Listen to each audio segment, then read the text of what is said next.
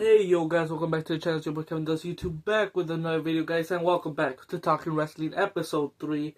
And today is gonna be a little quick episode podcast, just literally talk about Elimination Chamber, some Raw, some NXT, not really much NXT, but some Raw, like two or three things about Raw, and probably one or two things about NXT. So mostly Elimination Chamber podcast today, but hopefully you guys enjoy. I have to be somewhere in like 40 minutes. A church event, so yeah, guys. This might be an unedited video. I might throw in a little few edits if I can while I'm in church. But this is probably going to be unedited, so we'll see how it works out. But hopefully you guys enjoy the podcast. And either way, let's just get straight into it. Hopefully you guys enjoy it. As always, hit that like button, yeet that subscribe button, and turn the notifications on. And let's get started with the Elimination Chamber. We'll get straight into that. Nothing really happened in SmackDown. I don't even remember what happened. Oh, I do have to talk about that segment before Elimination Chamber. That was the fire segment. Everyone just saying like why they're gonna win. Drew McIntyre, like Damian Priest saying that Drew McIntyre is just gonna go on social media if he loses, and you know maybe now what happens after Chamber, maybe he will. And then I just want to get to the best part about that segment. One of the best all-time segments on SmackDown for sure this year. And then freaking Logan Paul comes out. Everyone literally thinking Cena's gonna come out. Logan Paul comes out as Cena. He literally used his music, not even dressed as him, just using his music, and came out as him and just mocking his "You Can't See Me." Like it was perfection. Like there was a lot of lines I didn't write any notes down. I was busy this weekend, a little sick from I'm still here. Like I'm still like a busted eardrum or something. So like yeah. But hopefully I get better, and next week I'll for sure have notes for episode 4. But yeah, it was a huge segment. I can't remember that much lines. I know just they freaking roasted the shit out of each other. Mostly Drew McIntyre got roasted, but everyone's reaction to John Cena coming out was fantastic, and it was a good little segment. So yeah, nothing really to talk about SmackDown. It was a good show though. There were some decent promos, matches, but yeah, it was just all to lead up to Chamber. But I need to talk about that, and then we'll get to Chamber now. So yeah, Elimination Chamber was freaking fantastic. My favorite PLE so far this year for sure. I mean, it's only been like 2, but in my opinion, it was better than Royal Rumble. I mean, come on now. But we started off the show with 6-woman Elimination Chamber match: Bayley, Roxanne, Bianca, Naomi, Liv Morgan, and Alexa Bliss. What a freaking match! But we started off with Naomi and Liv Morgan, and straight away you hear a storm is coming, and Jade Cargill returns. We all know she's going for the attacker. I know it's Naomi, but a lot of people are thinking she's going for Liv Morgan, or a lot of people know I think it's Naomi, obviously, because she's the other one with Liv Morgan. It's one of them too, and she goes for Naomi, literally strikes her, and yeah, just beats the living crap out of her. Freaking starts punching, and Bianca, oh my god, the Oscar-worthy, Grammy-worthy, whatever, just give her everything. Performance of a lifetime. Bianca freaking crying, freaking bawling her eyes out was just crazy. Her hitting the pod, everything about it was crazy. Like the whole segment to start off Elimination Chamber, you could tell it was going to be a great night. After that, Jade Cargill just takes out Naomi. Freaking, she hit like a she hit her with a, not a drop kick, with like a, I forget what that move called, where you hit her with your foot. She basically hit her with her foot and then pushed her to the pod. That was a sick move. I forgot what it was called, but I'm not gonna put it here because I'm not editing it, or at least not too much of this video. Yeah, whatever it's called. I know it's a kick or somewhat, but and then literally freaking closed the door on her freaking face. That was just brutal. And yes, Jade versus Naomi's probably gonna have her at WrestleMania, and that's fine because Bianca won the Chamber. Yes, Bianca has won the Elimination Chamber, and now she's going to face either Rhea Ripley or Io Sky, which we'll get into later. But yeah, that's one thing I'm gonna talk about Raw before I get out of here. But yeah, it was such a great opener, and yeah, there was not as much as moves as I would have wanted. But Bayley got out first, I believe, by the Oblivion. Then Roxanne, I believe, or was it Roxanne? Maybe no, maybe she was the top 3. I don't even know if she was. But I know Bayley got for sure out. No, I think it was Roxanne Perez, and then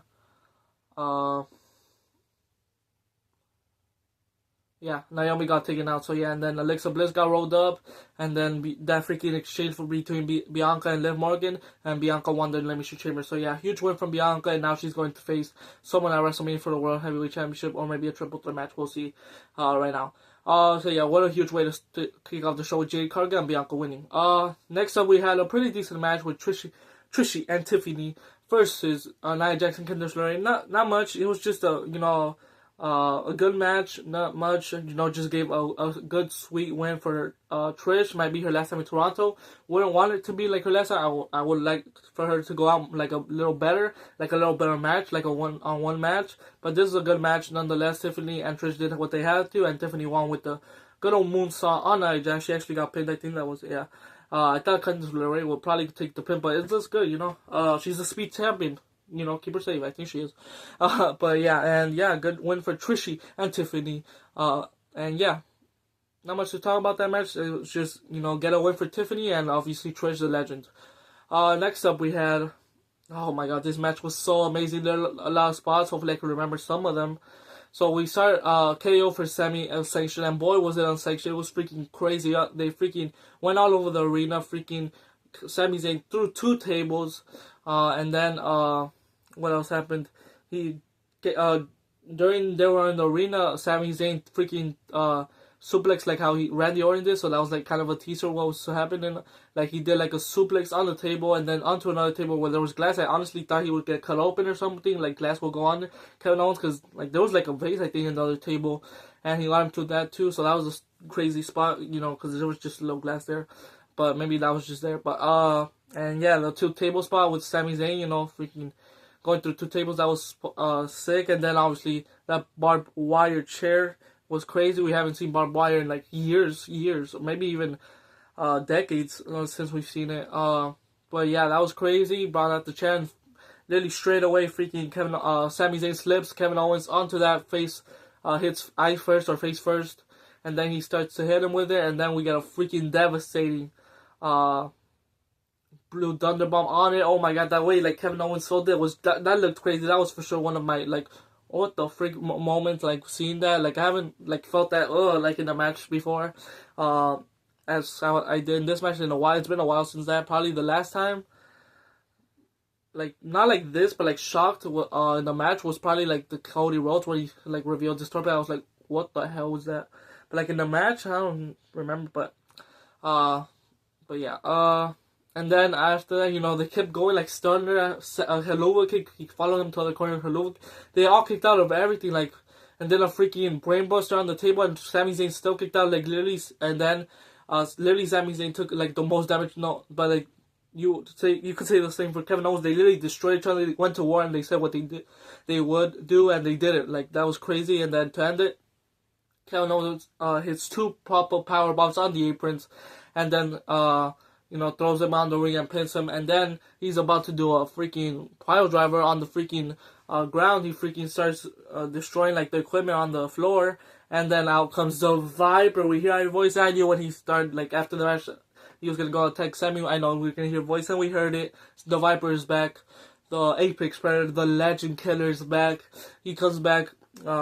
I wish they would have sung voices a little louder, but he's going to be, right now announced, Thursday, he's going to be in Barcelona, I think, Italy, and London. He's going to be in Bologna, Italy, I think that's where it is, Bologna, somewhere.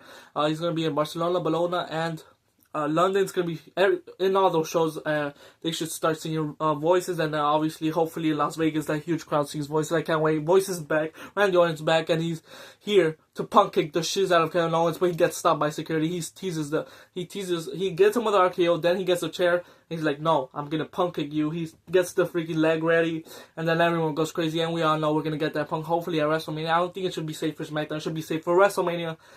He has to win if he's gonna do it at WrestleMania. So if he does that at SmackDown, then that means he's gonna lose it. But if he stays all the way to WrestleMania, he's gonna win. But you should save it to WrestleMania. Like that's gonna be one of the biggest pops of the night. With title changes even involved. So yeah, Randy Orton like tries to do a punk again, that gets stopped by security, freaking destroys for security, RKOs, and the Viper's back for vengeance. Randy and KO's the WrestleMania match. Obviously, I would have loved Sami first KO, but we have Randy first KO. Hopefully, it's more dangerous than this match is. I know Randy's a little old, so I don't think that's possible, but have a little of this, how this match was, maybe a last man standing or something. But yeah, I think it'll be a good feud. It's already a good feud, and just add to more story, and it'll be a good match for sure at WrestleMania. The Viper's back, baby. Let's go. What a match, by the way. My favorite match of the whole year, in my opinion, already. It might be a match of the year contender for sure. For sure. Might be right for sure. It's my match of the year already, but could stay like that. Like that's how good it was. And then the men's chamber match, which contains of John Cena, CM Punk, Seth Rollins, Drew McIntyre, Damian Priest, and Logan Paul. Drew McIntyre and Seth Rollins started off the match, and just went on, had a good, some good moments. I like how CM Punk in the pod was like, keep going, because Drew McIntyre was hitting, Seth Rollins was hitting Drew McIntyre on his pod, and he just kept going, and then he says, you better keep that energy. That was freaking funny. Then everyone came out. I think the first elimination was actually when Cena came out. He got claimer from Drew McIntyre, and I really thought John Cena was about to lose there, because the way, Drew McIntyre was just waiting for John Cena to get distracted. I think he AA'd about, a few people, and then he got distracted, turned around, claymore, and I mean, looking back now, it would have only been a minute of John Cena, so good thing he kicked, or not even, he didn't even pick him. Damian Priest freaking rolled up Drew McIntyre, and oh my god, the look on Drew McIntyre's face, he's pissed, and he claimed more Damian Priest. I keep getting the freaking names confused, and then a big old splash, probably the best move of the night, for the men's chamber.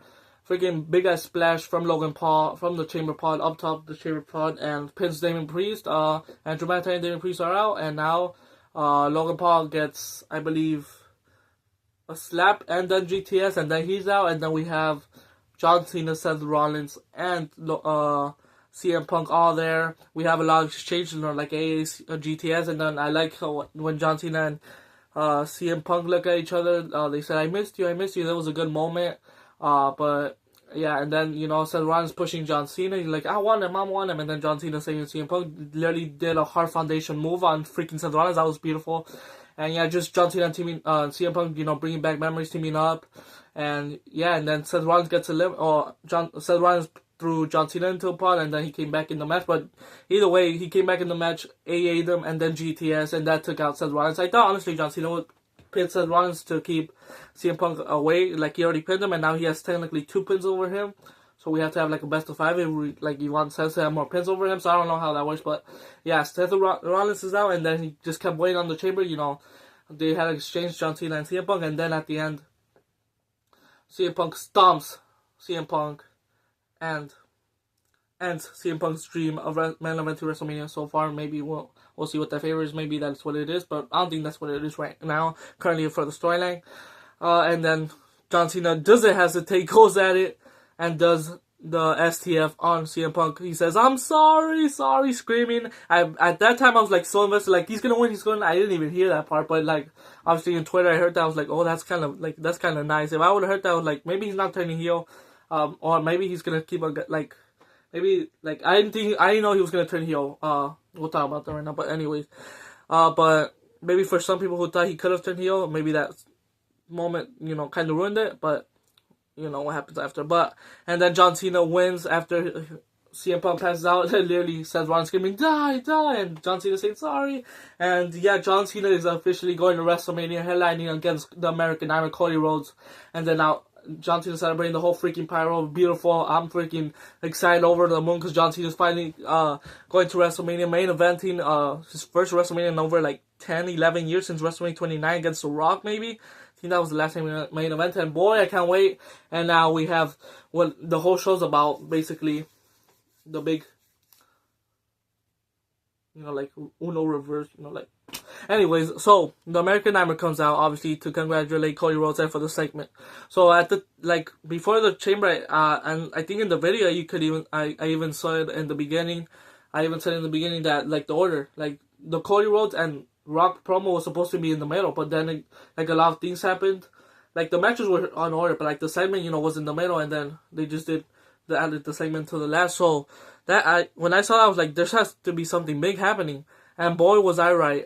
So the American Nightmare comes out. They hug it out, I'm gonna face you at WrestleMania. Two baby faces exchanging, hugging it out. Fair play, we're facing each other at WrestleMania. And then comes out the final boss with Travis Scott with Fiend. That was a good, that was a good little touch. I like how the song starts with Ivy somehow, and then just cuts to Fiend, and then the dun dun. So yeah, the Rock and Travis Scott comes out to the ring. I thought Travis Scott was just there to maybe sing Fiend, just to be there, but he actually came down with The Rock, and hopefully it's somewhere. But yeah, and then The Rock says the moment has arrived. It's time for you to choose. If you say yes, you'll have everything. You'll be my champion. You'll have anything you could ever wish for. And then if you say no, the dream will die. Again, that was crazy. And then Cody Rhodes says, my soul no longer belongs to me. My soul has been taken, or something like that. Like, my soul has already been taken. And then he says, my soul has been taken by all these people, by this ring, basically saying, like, I gave my soul to these people a long time ago, saying, I gave everything for this ring. So basically saying he's going to stay a face, stay, like his own, like he's going to keep being the American Nightmare, like the whole face, how John Cena is, or was. And then he says, hey Rock, just hey Rock, go fuck yourself. Oh my goodness. When I heard that, that's crazy. Right now, looking back at that time, I was freaking going crazy. But just thinking about it, hey Rock, go yourself. That is crazy, man. Technically the boss, as the storyline is, and yeah, that was crazy. A freaking for sure line of the year so far. Hey Rock, go. That was crazy, man. And then yeah, after that, John Cena's going, oh hey, let's go. He's like freaking looking shocked, and then he comes to Cody Rhodes and John Cena look at each other and they come to dab up, and then the freaking face, the freaking expression changing of John Cena, he's smiling and freaking looking at The Rock, and then The Rock going, and then going, oh my gosh, and then you know what happens, low blow to Cody Rhodes. John Cena has officially turned heel after 21 years, that's why I said years. After 21 years, like 3 months, I think it said today, like 2,346 days or something like that. A long time, maybe 3,000 days or 5,000, maybe, I don't know, 21 years, whatever you want to count, and 33 days, I know I saw that. That's crazy. And John Cena's finally heel. He starts attacking him with his Rolex. He starts attacking him with the belt. He freaking chokes him out with the tie, like everything. He lines up, and over everything there is Travis Scott freaking saging all over. Like, he was just there chilling. I mean, hey, if he's going to be a part of the faction, fine. But if he's not going to show up anymore, why have him there? That would have ruined the moment if he's not in the faction. That kind of ruins the moment. But hopefully he's still in the faction, maybe. And yeah, John Cena turned heel, attacked Cody Rhodes, beat him, and then, The Rock whipped Cody Rhodes. Travis Scott, oh my god, that freaking, bam, slap, freaking busted his eardrum, kind of like my eardrum right now is freaking, oh my god, like I could hear only like a noise in this one, so yeah, this one's like fine, I could hear it like good, so, but this one, like, just hear noise, like, I hear like, but hopefully, comment down below if you ever heard that and what I could do. Right now, I just have pills, but anyways, don't get to me. I just brought that up because of Travis Scott freaking looks like he has a busted eardrum or something, broken eardrum or whatever. Cody Rhodes, because of that slap. Oh my god, that slap was brutal. When I saw it on Twitter, oh my god, that looked like a real freaking slap, and it was like, oh my gosh, Travis Scott went in, and obviously the whip, and yeah, just John Cena, Travis Scott, and The Rock all leave together. John Cena, we have his first heel turn in over 21 years, and just feels like just the first ever like heel for John Cena. Like, we're not even counting the double numbers. Like, we love that. Obviously, that's what saved his career basically. But this is like our generation John Cena. Like, a lot of people that were kids are now adults watching this, and I think that's why they turned him heel also. Because, like, for me, like I was like what, 5 or 6 growing up. I'm still like 10 years ago I was a baby. Now I'm like teenager now, like growing up to be an adult. I'm already gonna be 18 this year. Like, that's crazy. I was like obviously loving John Cena. I love him even more after this heel turn, which makes it crazier. And honestly, I would not think they would do this at the last moments of his career, like the farewell tour. And I'm so glad they're doing it. And now the question is, John Cena can win the 17th championship, and you'll bet your ass he is. He's gonna win it. There's no way they did this. Like, there was a lot of like hints that we didn't catch. Obviously, we weren't gonna catch.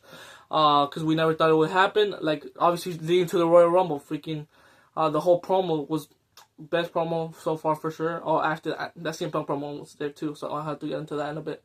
But yeah, I need to go almost. So yeah, I need to speed this up. But yeah, I lost my train of thought. And yeah, that was the whole Chamber preview. And yeah, I think John Cena is gonna win the Chamber. There's no way they're turning them heel for not to now win the championship. Like, it was just gonna be face and face. Obviously, I don't think they want Cody Rhodes to be like the John Cena, and you already have John Cena being the face, so obviously they had to turn him heel. Now thinking about it, it makes so much sense to turn John Cena heel. Even Triple H said it, like, it makes sense, like, it's justified that he turned heel. And yeah, heel John Cena versus face Cody Rhodes. And yeah, obviously CM Punk or John Cena, like, knowing into it, like, I was like, getting into the match, I was like, there's no way John Cena's gonna turn heel, and boy, oh my gosh, like, you can say, oh my god, like, that's why I freaking busted my eardrum from how I freaking, from how loud I screamed. But yeah, and yeah, that was Elimination Chamber, and I do think John Cena has to win. Like, there's no way they bring this freaking heel monster of John Cena all the way to just WrestleMania, and I don't think they're gonna end it that much with The Rock. I think they're gonna hold it off until maybe like the end of the year or SummerSlam time. But I do think John Cena's gonna have his final run with the championship this year, and they'll make it a long one because his last 4-5 have been like short ones. So yeah, but yeah, now we'll just get into Raw a little bit. Just talk about the beginning and maybe the Gunther Otis, and then the main event, because those are the main things to talk about. So, we started off with a fiery CM Punk promo, freaking calling out everyone, saying The Rock. We want to talk about The Rock? Do you want to do this bullshit? You know, like, just calling out The Rock, saying he's a bald fraud. Like, I would never have to sell my soul, like, to him. Bringing him to John Cena, calling him a bald fraud as well. Saying that all these years of 21 of hustle, loyalty, and respect was BS, and basically that he lied to everyone. He lied to the little kids, everyone who like was his favorite, like growing up, and their superhero, you know, growing up, and just basically calling his whole career BS, and now he'll see him down the line. And yeah, and then that brought him to CM Punk. Him and CM Punk, like, there was more lies, but I didn't write anything down. I'm sorry about that. Been sick a lot, but. And then, yeah, I brought him to Seth. He says, Seth, he said, Becky, you better get your man before I do. If not, he's like, you know, you just get your man, basically. I forgot he said, hey, Becky, come get your man before I do, or something like that. And yeah, and then they freaking had a brawl. One of the best pull-apart brawls I've seen in a while, for sure.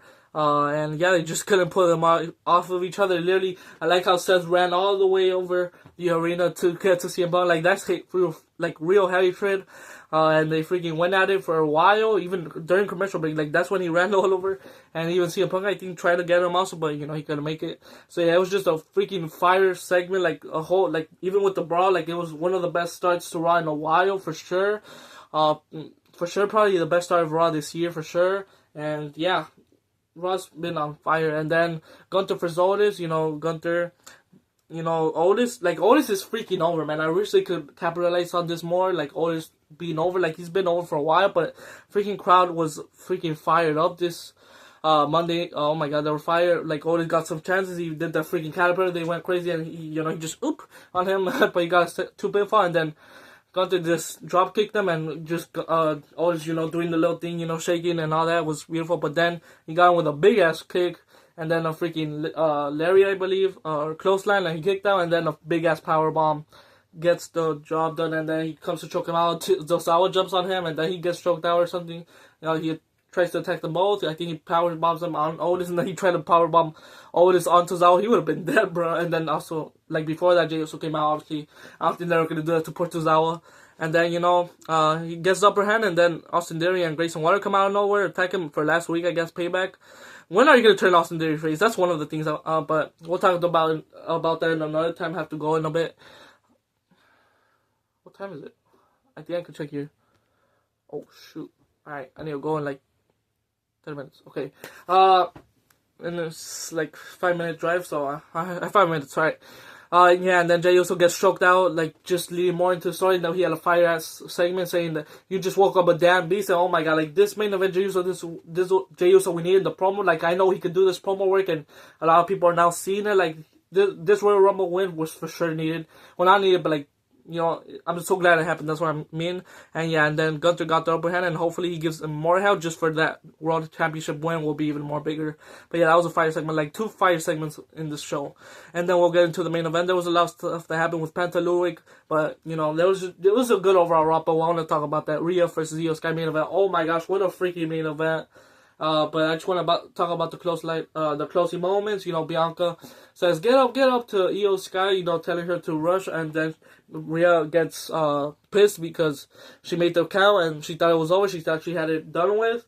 And then she goes over to Bianca, you know, starts pushing her. They start pushing each other. And then honestly, I thought that's gonna be the way Io Sky gets into the match. But no, the oh my gosh, I need to go.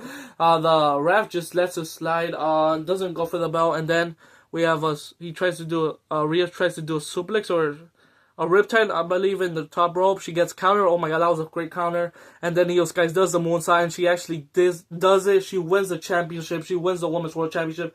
A lot of freaking title changes. A shocking title change. That's what I meant to say. Oh my god, I didn't expect that to happen, man. That was crazy. When I watched that live, I was, oh my god, I was freaking high. I was like, is she actually gonna do it?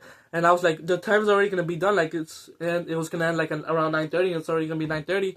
Or past already, and oh my gosh, she's actually gonna do it, and then she won. That was crazy, and it's looked like we're probably gonna get still Rhea added, and I feel like it makes more sense for Rhea to be the one that gets added, because, you know, Io Sky's now champion, and then, because Io Sky, Rhea's gonna be like, I want my rematch, and then fine, I'll add you to the match or something like that, and obviously she had that little encounter with Bianca, so it just makes sense for it to be a triple threat match, and honestly, that could make the main event freaking night one. That's a freaking banger main event for sure.